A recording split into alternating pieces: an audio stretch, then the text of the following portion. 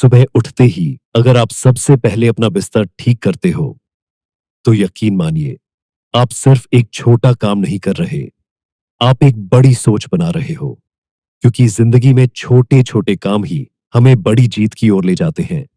और यही सिखाया है एक नेवी सील कमांडर ने अपनी किताब मेक योर बेड में, एक ऐसी किताब जो युद्ध, संघर्ष, अनुशासन और आत्मनिर्भरता से निकली 10 जबरदस्त जिंदगी बदलने वाली सीखें देती है। आज हम इस वीडियो में इस किताब को कहानी और रियल लाइफ एग्जाम्पल के जरिए आसान भाषा में समझेंगे, ताकि आप भी अपने जीवन की जंग जीत सको। सोचो, एक ऐसा इंसान जो पूरी दुनिया में आतंकवाद के खिलाफ सबसे खतरनाक मिशन को लीड कर चुका है, और वो इंसान कहता है, अगर तुम जिंदगी में कुछ बड़ा करना चाहते हो, तो सबसे पहले सुबह उठकर अपना बिस्तर ठीक करना सीखो। हैरान करने वाली बात है ना? लेकिन जब आप इस छोटे से काम की गहराई समझते हो, तब समझ आता है कि असली बदलाव कहां से शुरू होता है। मैक्रेवन अपनी किताब में बताते हैं कि नेवी सील्स की ट्रेनिंग का पहला टास्क होता है सुबह 4:30 पर उठकर बिस्तर एकदम परफेक्ट तरीके से बनाना। चादर टाइट हो, तकिया सीधा रखा हो और कंबल के किनारे एकदम सटीक फोल्ड किए गए हों। कई लोग पूछते थे, इतनी छोटी सी बात का इतना बड़ा हल्ला क्यों? तो मैक्रेवन का जवाब होता था, अगर तुम छोटे छोटे टास्क को परफेक्शन से नहीं कर सकते, तो बड़ी जिम्मेदारियां कैसे उठाओगे?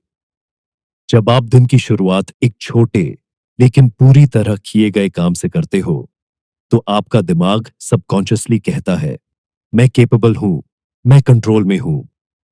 यह छोटी जीत एक चेन रिएक्शन की तरह बाकी पूरे दिन को पॉजिटिव और डिसिप्लिन्ड बना देती है।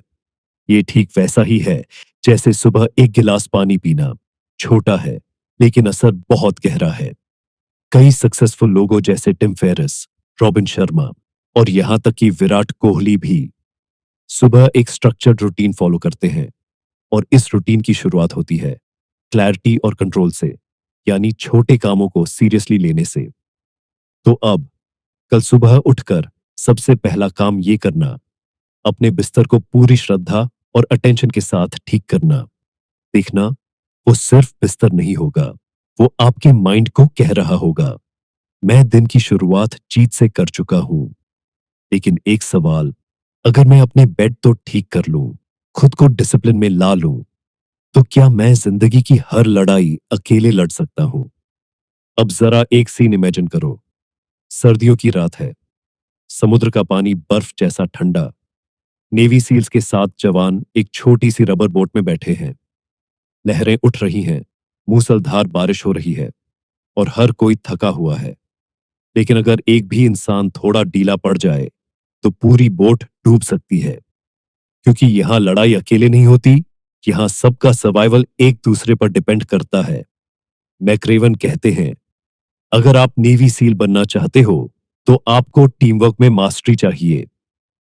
कई बार उनके ट्रेनिंग सेशंस में एक कैडेट बीमार हो जाता, चोट लग जाती या एग्जॉस्शन के कारण गिर जाता, लेकिन कभी भी उसे पीछे नहीं छोड़ा जाता। बाकी साथी उसे उठाकर, उसके हिस्से का बोझ उठाकर उसे मंजिल तक ले जाते। क्यों? क्योंकि नेवी सील्स को पता है, ताकत अकेले चलने में नहीं, साथ चलने में होती है। सोशल सपोर्ट हमारे स्ट्रेस को साइंटिफिकली कम करता है। जब आपको लगता है कि आप अकेले नहीं हैं, तब आपका दिमाग मुश्किलों को आधा ही मानता है। स्टैनफोर्ड की एक स्टडी कहती है कि अगर कोई व्यक्ति किसी और के साथ पहाड़ चढ़ता है, तो वो उसे कम स्टीप महसूस होता है। यानी सफर उतना भारी नहीं लगता अगर कोई आपके साथ चल रहा हो। आप देखिए, चाहे क्रिकेट का मैदान हो, कोई स्टार्टअप हो या हमारी पर्सनल लाइफ, हर जीत के पीछे एक सॉलिड सपोर्ट सिस्टम होता है। विराट को धोनी मिले, अब्दुल कलाम को उनके टीचर मिले और स्टीव जॉब्स को वजनियाक। कभी कभी हमें लगता है कि मैं सब कुछ खुद कर लूंगा, लेकिन सच ये है, कोई भी इंसान अकेला चैंपियन नहीं बनता। तो अगली बार जब आपको लगे कि आप थक गए हो या गिरने वाले हो, तो किसी भरोसेमंद इंसान से बात करो, मदद मांगो और दूसरों के लिए भी वो इंसान बनो। क्योंकि जिंदगी का ये सफर सोलो नहीं, सिंक्रोनाइज है। लेकिन भाई, अब एक और सवाल उठता है, अगर आपकी टीम हो, दोस्त हो, फैमिली हो, फिर भी अगर जिंदगी अनफेयर हो जाए, जब आप सब कुछ सही कर रहे हो और फिर भी आपके साथ गलत हो रहा हो, तब क्या करेंगे? आपने कभी ऐसा फील किया है कि आपने सब कुछ सही किया, फिर भी आपके साथ गलत हो गया? आपने मेहनत की, ईमानदारी दिखाई, दिल से कोशिश की, फिर भी आपको सजा मिली? अगर हां, तो आप अकेले नहीं हो। एडमिरल मैक्रेवन भी ऐसे ही एक दिन नेवी सील की ट्रेनिंग में थे, जब उन्हें बिना किसी कारण के सजा मिल गई। इंस्ट्रक्टर ने उन्हें सुगर कुकी बना दिया, यानी पूरी यूनिफॉर्म पहनकर ठंडे समंदर के किनारे की गीली गंदी बालू में लौटना और फिर भीगकर पूरे दिन वैसे ही रहना। क्यों? क्योंकि उन्हें सबक सिखाना था कि जिंदगी हमेशा फेयर नहीं होती। मैक्रेवन ने कहा, मैंने अपना टास्क ठीक किया था, टाइम पर था, यूनिफॉर्म भी साफ थी, लेकिन फिर भी मुझे सजा मिली और मैंने सीखा कि कभी-कभी आपको बिना गलती के भी तकलीफ सहनी पड़ती है। यहां एक गहरा मैसेज छुपा है। फेयरनेस की उम्मीद छोड़ दो और जिम्मेदारी उठाना सीखो, क्योंकि अगर आप हर बार ये सोचते रहोगे कि मेरे साथ ही ऐसा क्यों हो रहा है, तो आप अपने ही दुख में फंस जाओगे। लेकिन अगर आप कहो, ठीक है, अनफेयर है, फिर भी मैं हार नहीं मानूंगा, तो आप अंदर से मजबूत बन जाओगे। इमेजिन करो, एक बच्चा जो गरीबी में बड़ा हो रहा है, स्कूल की फीस भी मुश्किल से भरता है, लेकिन वो फिर भी हार नहीं मानता और एक दिन यूपीएससी टॉप करता है। या फिर मिलो किसी ऐसे खिलाड़ी से जिसे बार बार रिजेक्ट किया गया, लेकिन उसने प्रैक्टिस नहीं छोड़ी, फेयरनेस की उम्मीद छोड़ी, लेकिन उम्मीद नहीं छोड़ी। भाई, अगली बार जब जिंदगी तुझे ऐसा फील कराए कि तेरे साथ नाइंसाफी हो रही है, तो बस खुद से एक बात कहना, हाँ, ये अनफेयर है, पर मैं फिर भी लड़ूंगा। मैं फिर भी बिस्तर ठीक करूंगा, बोट चलाऊंगा और मैदान में डटा रहूंगा। लेकिन अब सोचो, अगर जिंदगी अनफेयर हो और फिर आप कोशिश करो, लेकिन फिर भी आप फेल हो जाओ। अब जरा सोचो, आप पूरी कोशिश कर रहे हो, पसीना बहा रहे हो, हर इंस्ट्रक्टर की बात मान रहे हो, फिर भी आपको हर दिन फेलियर का स्वाद चखाया जा रहा है। इतना कि लगता है अब हिम्मत जवाब दे जाएगी। नेवी सील ट्रेनिंग में एक पनिशमेंट होती है, सुगर कुकी। पनिशमेंट की बात हमने पिछली बार की थी, लेकिन एक और बड़ी सजा होती है अगर आप किसी भी टेस्ट में फेल हो जाओ, जैसे रनिंग टाइम स्लो हो, पुश अप्स कम हो, तो आपको एक्स्ट्रा 2 घंटे की फिजिकल पनिशमेंट दी जाती है। अब सोचिए, जो इंसान पहले से थका हुआ है, वो और एक्सरसाइज करेगा, तो उसका अगला दिन और खराब होगा और फिर वो फिर फेल होगा और फिर सर्कस, एक विशेष साइकिल शुरू हो जाती है। मैक्रेवन कहते हैं, सर्कस में बार बार जाने वाले कैडेट्स धीरे धीरे और कमजोर हो जाते थे, लेकिन कुछ ऐसे भी थे जो हर बार फेल होने के बावजूद उठते थे, लड़ते थे और अंत में बाकी सबसे ज्यादा स्ट्रांग निकलते थे। फेलियर आपका दुश्मन नहीं है, वो आपका ट्रेनर है। फेलियर आपको आपके अंदर की ग्रिट दिखाता है, वो ईगो तोड़ता है और कैरेक्टर बनाता है। ग्रोथ की असली शुरुआत वहीं होती है जहां आप गिरते हो। थॉमस एडिसन ने 1000 बार फेल होकर बल्ब बनाया और मैक्रेवन के मुताबिक जो नेवी सील कैडेट्स बार बार सर्कस में गया था, वो अंत में सबसे टफ वॉरियर बनकर निकला। तो अगर आज तुम किसी चीज में बार बार फेल हो रहे हो, तो खुद को कमजोर मत समझना। हर सर्कस के बाद जो तुम्हारे अंदर पैदा हो रहा है, वो है ताकत।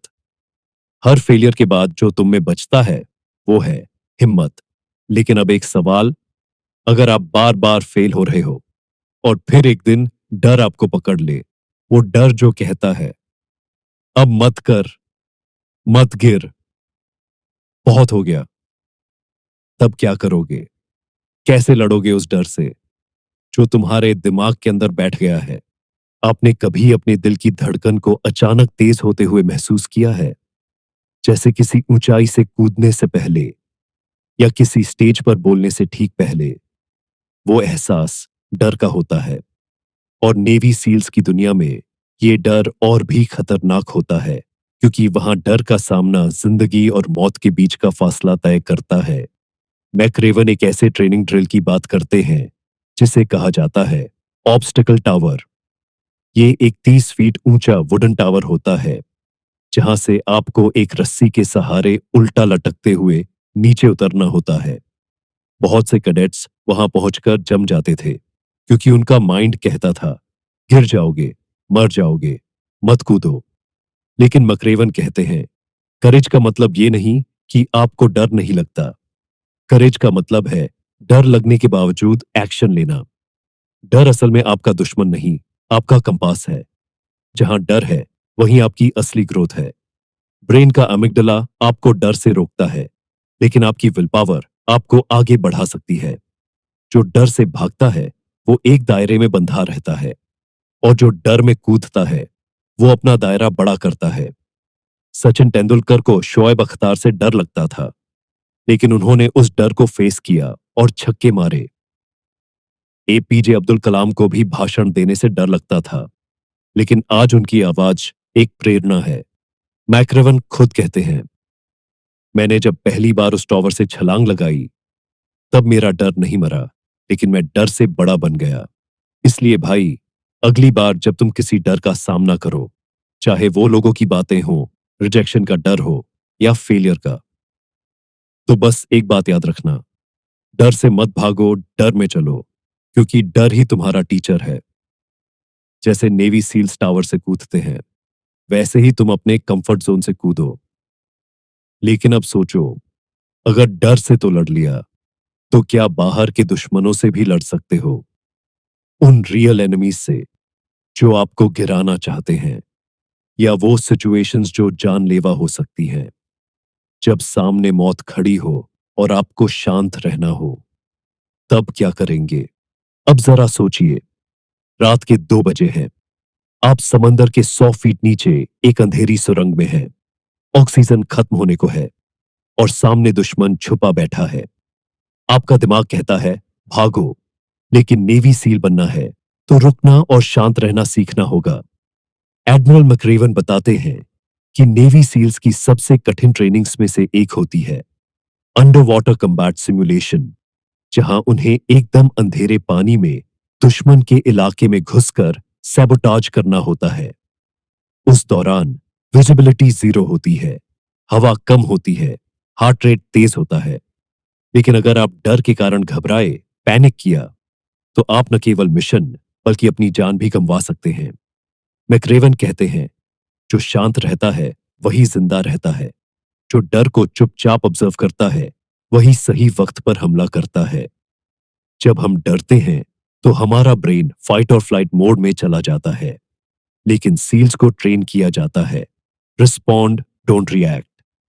शांत रहना भी एक स्किल है जो प्रैक्टिस से आती है। करेज और कंट्रोल दोनों शांति के गर्भ से जन्म लेते हैं। 2008 मुंबई आतंकी हमले के दौरान एनएसजी कमांडो अपनी जान हथेली पर लेकर अंदर घुसे, लेकिन उन्होंने पैनिक नहीं किया। शांत दिमाग से प्लान एग्जीक्यूट किया और हॉस्टेजेस को बचाया। सील्स की तरह ही हम सबकी जिंदगी में भी ऐसे दुश्मन आते हैं, कभी लोग, कभी हालात, कभी फाइनेंशियल प्रॉब्लम, कभी मानसिक दबाव। अगर हम घबरा जाएं, तो दुश्मन जीत जाएगा। अगर हम शांत रहें, तो हम गेम पलट सकते हैं। भाई, अगली बार जब लाइफ तुम्हारे सामने डरावना चेहरा लेकर खड़ी हो, तो लड़ने से पहले सांस लेना सीखो। रिएक्ट मत करो, ऑब्जर्व करो, सोचो, फिर एक्शन लो। क्योंकि असली योद्धा वो नहीं जो सबसे ज्यादा शोर करता है। असली योद्धा वो है जो सबसे गहरी शांति में हमला करता है। लेकिन अब सोचो, अगर तुमने डर पर काबू पा लिया, दुश्मन को भी शांत दिमाग से फेस कर लिया, तो क्या इसका मतलब है कि तुम जीत चुके हो? नहीं भाई, क्योंकि असली लड़ाई तब शुरू होती है जब तुम्हारी बॉडी थक चुकी होती है और तुम्हारा दिमाग कहता है, बस अब नहीं और। तब क्या करोगे?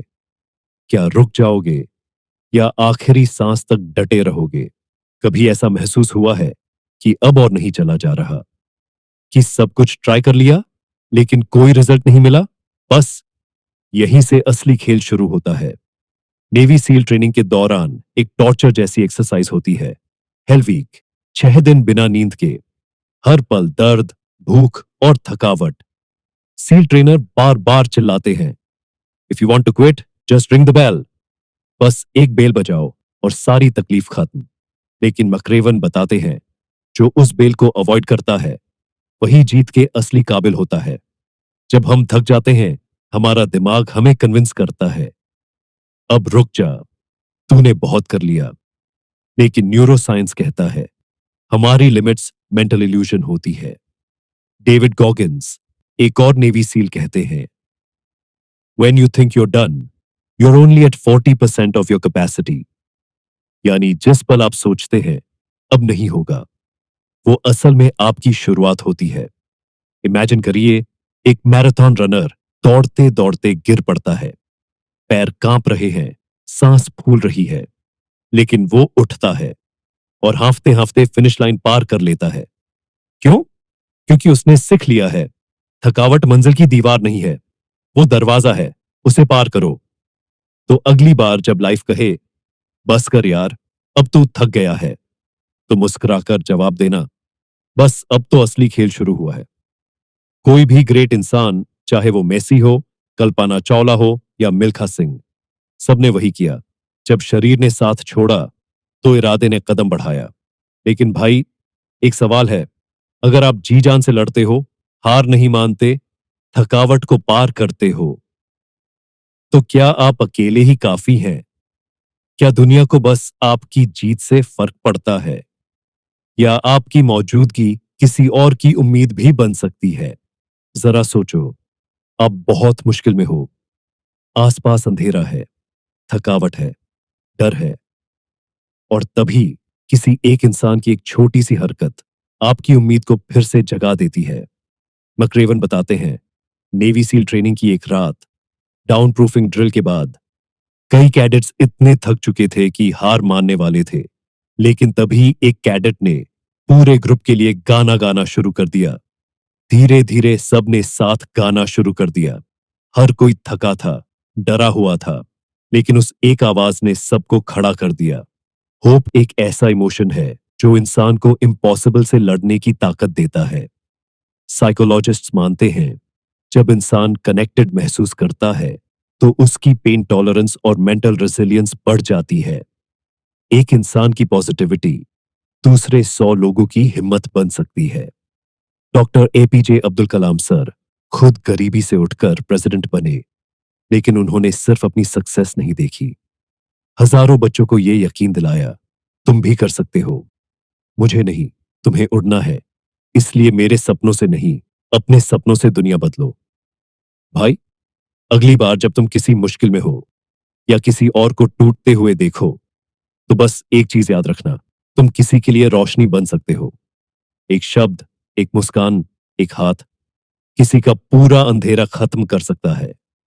लेकिन अब सोचो, अगर अंधेरा इतना गहरा हो जाए कि तुम खुद उस उम्मीद की रोशनी को ना देख सको, अगर चारों तरफ सिर्फ दर्द हो, अकेलापन हो और तुम्हें खुद ही रास्ता नजर ना आए, तो क्या तब भी डटे रहना मुमकिन है? क्या सबसे अंधेरे वक्त में भी उम्मीद बचाई जा सकती है? एक नेवी सीएल के लिए सबसे डरावनी चीज क्या होती है? बंदूक नहीं, दुश्मन नहीं, बल्कि अंधेरा। हाँ, वो अंधेरा जो समंदर की गहराई में होता है, जहां न कोई रोशनी पहुंचती है, न कोई आवाज। मकरेवन याद करते हैं, एक मिशन, उन्हें रात के वक्त दुश्मन के जहाज के नीचे बम लगाना था। लेकिन जैसे जैसे वो गहराई में गए, रोशनी गायब होने लगी। नीचे सब कुछ ब्लैक होल की तरह था। ना कुछ दिख रहा था, ना कुछ सुनाई दे रहा था। बस एक चीज साथ थी, डर। डार्कनेस इन लाइफ सिर्फ भौतिक नहीं होती। कभी ये डिप्रेशन होता है, कभी नुकसान, अकेलापन या रिजेक्शन। और इन अंधेरे पलों में इंसान का सबसे बड़ा दुश्मन क्या होता है? हिम्मत हार जाना। 2008 में जब संदीप उन्निकृष्णन आतंकियों से अकेले लड़ रहे थे, तब उनके सामने सिर्फ मौत थी। लेकिन उन्होंने अपने आखिरी शब्द कहे थे, don't come up, I will handle दम। उन्हें पता था कि आगे अंधेरा है, लेकिन फिर भी वो डटे रहे, अकेले। क्यों? क्योंकि वो जानते थे, अंधेरा तुम्हें रोक नहीं सकता जब तक तुम हिलना बंद ना कर दो। भाई, जिंदगी में ऐसे वक्त जरूर आएंगे जहां लगेगा कि अब कुछ नहीं बचा। लेकिन याद रखना, अंधेरा परमानेंट नहीं होता। लेकिन तुम्हारी हिम्मत अगर टिक जाए तो अंधेरे भी झुक जाते हैं। हर बार जब तुम्हारा मन बोले अब तो रुक जा, तब खुद से कहना, बस एक और कदम, बस एक और सांस। लेकिन भाई, अगर तुमने सब झेल लिया, अंधेरा भी पार कर लिया और फिर भी हार सामने खड़ी हो, तो क्या तब भी उम्मीद रखना मुमकिन है? क्या तब भी कभी हार मत मानो कहना इतना आसान होता है?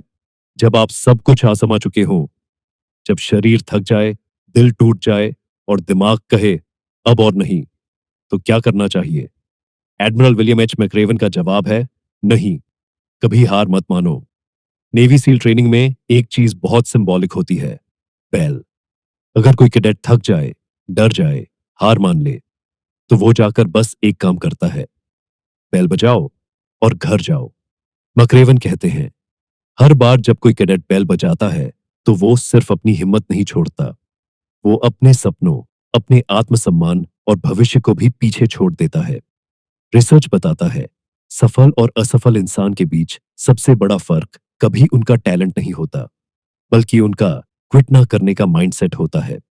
रेजिलियंस यानी झुकना लेकिन टूटना नहीं, खुद पर भरोसा बनाए रखना, चाहे कुछ भी हो जाए। कर्नल सैंडर्स, केएफसी वाले दादाजी, 60 साल की उम्र में 109 बार रिजेक्ट होने के बाद वो एक रेसिपी बेचने में कामयाब हुए। क्या होता अगर उन्होंने 500वीं बार में ही बेल बजा दी होती? भाई, अब सवाल ये नहीं है कि तू थकेगा या नहीं। याद रख, तू हारता तब है जब तू खुद हार मान लेता है। लेकिन भाई, अब जब हमने 10 लेसन्स सीख लिए हैं, बिस्तर ठीक करने से लेकर हार ना मानने तक, तो क्या अब बस यही काफी है या फिर जरूरत है इन सब लर्निंग्स को एक साथ जोड़कर एक नई सोच, एक नया जीवन शुरू करने की? दोस्तों, जिंदगी कोई सीधी लाइन नहीं होती। ये कभी नमक से भरी समुद्र होती है, तो कभी रेगिस्तान सी सूखी। लेकिन अगर आपने सुबह उठकर बिस्तर ठीक करना, टीम के साथ खड़ा होना, फेल होने से डरना छोड़ना और मुश्किलों में भी डटे रहना सीख लिया, तो कोई भी चीज आपको रोक नहीं सकती। एक नेवी सील की तरह आपको भी अपनी जिंदगी की लड़ाई लड़नी है, साहस, अनुशासन और उम्मीद के साथ। तो आज से ही मेक योर बेड करना शुरू करो और अपनी जिंदगी को जीतने का पहला कदम उठाओ। अगर ये वीडियो आपको पसंद आया हो, तो उसे लाइक जरूर करना और कमेंट में बताना आप कल सुबह उठकर कौन सी पहली छोटी जीत हासिल करोगे। और हाँ, ऐसी ही जिंदगी बदलने वाली किताबों की वीडियो पाने के लिए चैनल को सब्सक्राइब जरूर कर लीजिए।